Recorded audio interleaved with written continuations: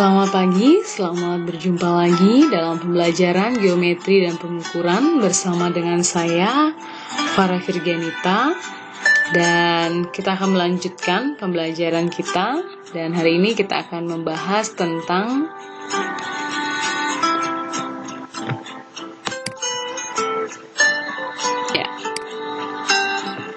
kedudukan garis terhadap bidang.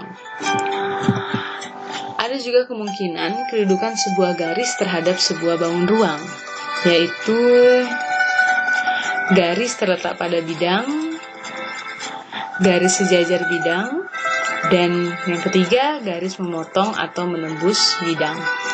Nah, kita bahas yang pertama, yaitu garis terletak pada bidang. Sebuah garis G dikatakan terletak pada bidang alfa jika garis G dan bidang alfa itu sekurang-kurangnya memiliki dua titik persekutuan atau titik potong. Contoh, saya punya bidang alfa, kemudian ada garis G dan ada titik A dan titik B. Di sini dapat kita lihat bahwa garis G ini terletak pada bidang alfa dan memiliki dua titik persekutuan. Sebenarnya lebih daripada dua ya, tapi yang terlihat situ hanya dua. Itu ada kata-kata sekurang-kurangnya atau minimal. Tetapi semua titik pada garis G itu pastinya terletak pada bidang alfa. Dan itu menjadi titik persekutuan antara bidang alfa dan garis G. Sehingga garis G itu bisa kita katakan terletak pada bidang alfa. Selanjutnya, garis sejajar bidang. Garis H dikatakan sejajar bidang beta jika garis H dan bidang beta tidak mempunyai satupun titik persekutuan. Contoh, garis G ini dapat kita lihat bahwa dia sejajar dengan garis beta karena tidak mempunyai satupun titik persekutuan.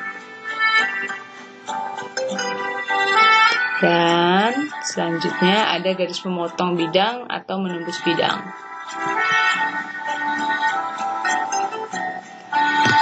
Sebuah garis K dikatakan memotong atau menembus bidang gamma jika garis K dan bidang gamma hanya mempunyai sebuah titik persekutuan. Titik persekutuan ini disebut dengan titik potong atau titik tembus. Lihat, garis K memotong bidang gamma di titik A. Titik A disebut titik potong atau titik tembus.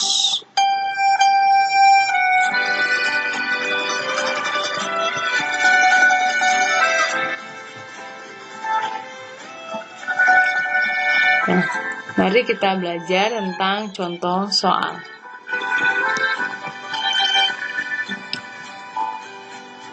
Diketahui kubus ABCD EFGH, bidang alas ABCD sebagai wakil bidang alfa. Nah, jadi ABCD sebagai wakil bidang alfa.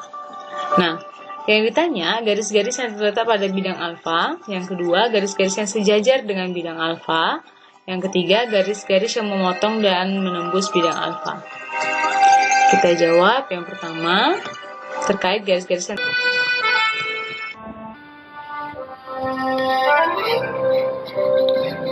garis-garis yang terletak pada bidang alfa adalah garis-garis AB, AD, BC, dan CD.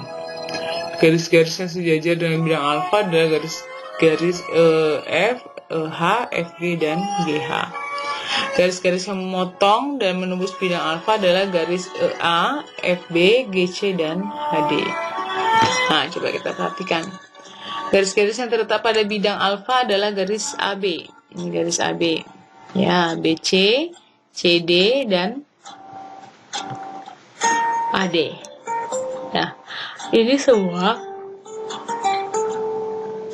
terletak pada bidang alfa. Nah, garis-garis yang sejajar di bidang alfa yaitu garis EF. Ini EF yang di atas, EH, FG, dan GH.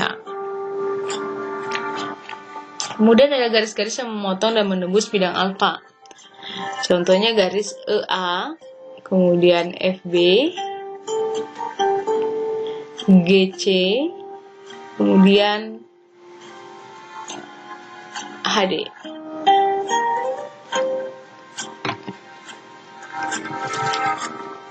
Oke, selanjutnya dalil-dalil tentang garis sejajar dan bidang. Ada dalil berkata bahwa jika garis G sejajar dengan garis H dan garis H terletak pada bidang alfa, maka garis G sejajar dengan bidang alfa tersebut. Sebagai contoh seperti ini, garis G dan garis H terletak pada bidang alfa, maka garis G sejajar dengan bidang alfa.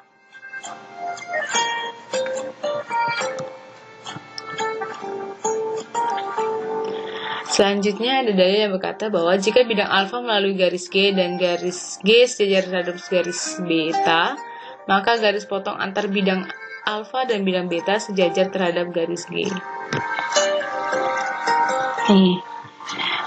Jadi ada alfa melalui garis G dan garis G sejajar dengan garis beta.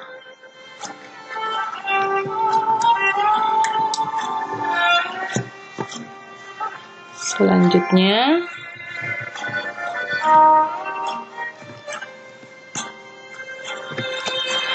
jika garis G sejajar dengan garis H dan garis H sejajar dengan garis alfa, maka garis B sejajar terhadap bidang alfa.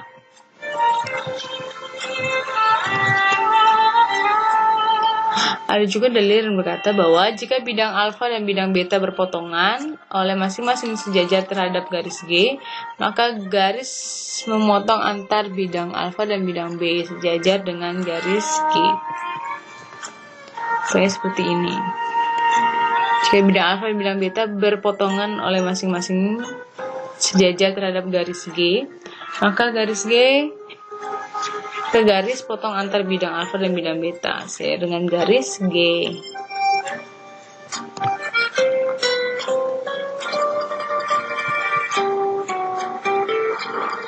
Nah, contoh soal diketahui kubus ABCD FGH bidang alasnya ABCD mewakili bidang alfa.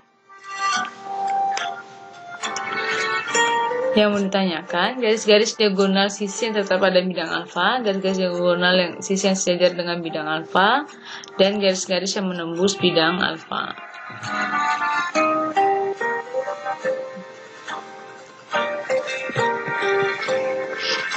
Oke.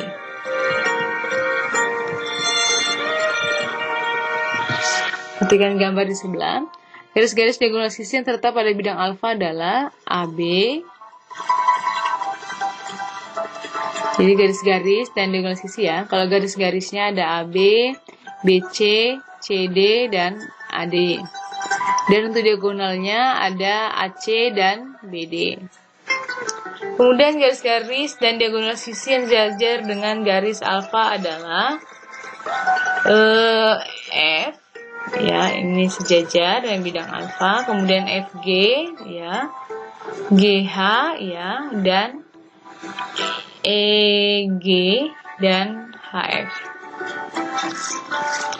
Garis-garis yang menembus bidang alfa adalah AE, BF,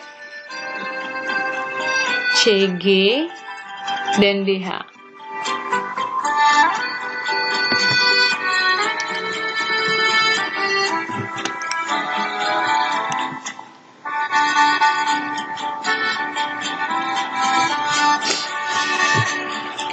Nah, kedudukan bidang terhadap bidang lain.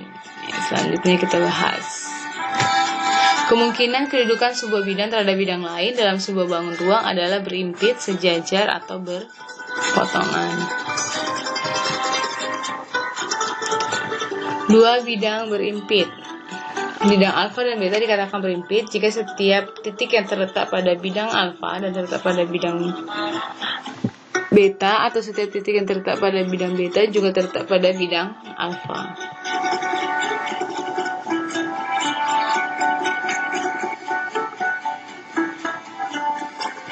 Contohnya seperti ini.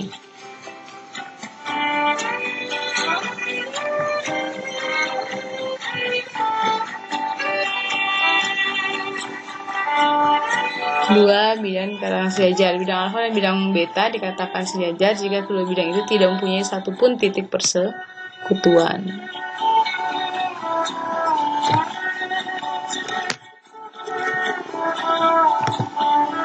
Dua bidang berpotongan. Bidang alfa dan beta dikatakan berpotongan jika kedua bidang itu tepat memiliki sebuah garis persekutuan. Garis persekutuan dan garis potong merupakan tempat kedudukan titik-titik persekutuan bidang alfa dan bidang beta. Garis persekutuan antara bidang alfa dan bidang beta dituliskan sebagai alfa, beta. Sebagai contoh, sebagai berikut.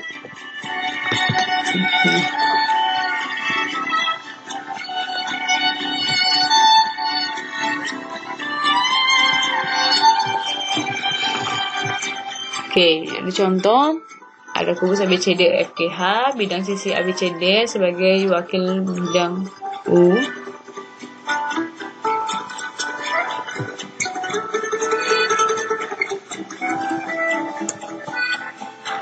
Di sana bidang sisi kubus berimpit dengan bidang U.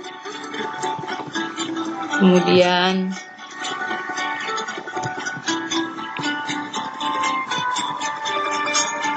bidang sisi kubusnya sejajar dengan bidang U.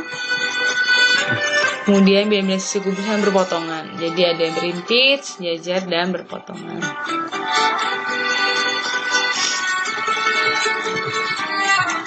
Oke, perhatikan gambar ini.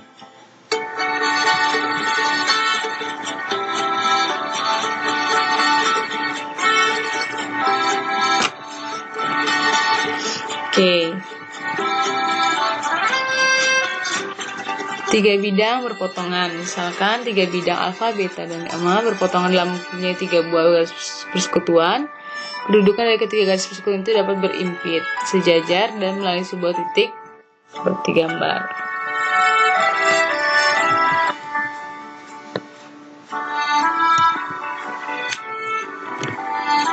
Nah, ada dalil ke-12. Jika garis G sejajar garis A sejajar garis G dan garis B sejajar dengan garis H, garis A dan garis B berpotongan terletak pada bidang alfa, garis G dan garis H berpotongan terletak pada bidang beta, maka bidang alfa sejajar dengan bidang beta. Berikut.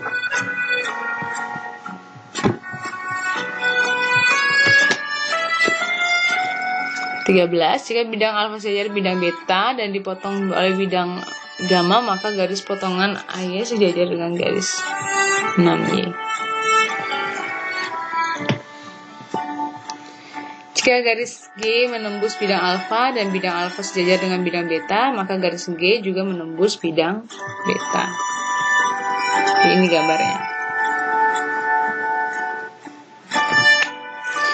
Jika garis G sejajar bidang alfa dan bidang alfa sejajar bidang beta, maka garis G juga sejajar bidang beta.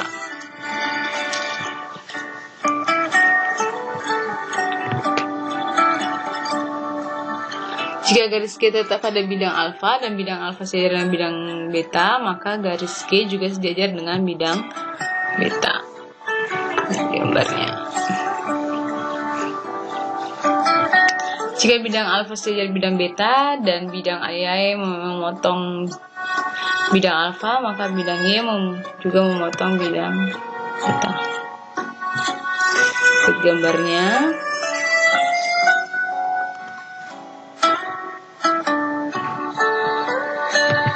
Nah, jika bidang alfa sejajar bidang beta dan bidang beta sejajar bidang Y, maka bidang alfa sejajar bidang Y.